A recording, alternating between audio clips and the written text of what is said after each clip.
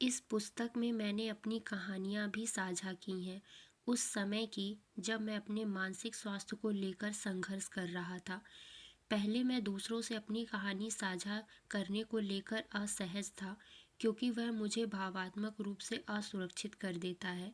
हालांकि मैंने अनुभव किया कि यदि मैं आपसे पाठक से खुलकर बात करता हूँ, तो यह आपको अपने आप से खुलकर बात करने का प्रोत्साहन देगा।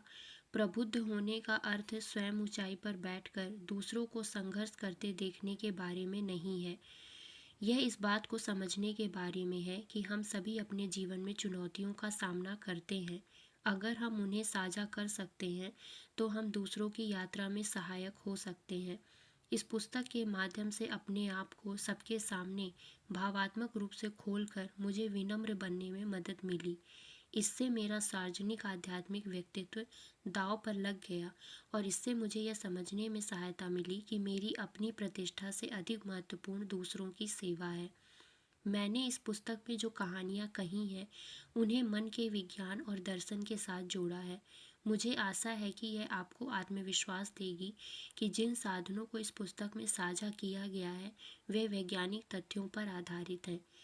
जैसे कि जेफ पॉल्जर, जो हार्वर्ड बिजनेस स्कूल में ह्यूमन रिसोर्स मैनेजमेंट के प्रोफेसर हैं, उन्होंने वल्नरेबिलिटी लूप की खोज की थी। जब हम अपनी कमियों को दूसरों के साथ साझा करते हैं, तो यह उन्हें उनकी कमियों को साझा करने का आत्मविश्वास देती है। अन्य शब्दों में, जब हम किसी को संकेत देते हैं कि हम भावात्मक रूप से खुले हैं, तो यह उन्हें भी वैसा करने देता है, जिससे संबंध में विश्वास पैदा होता है।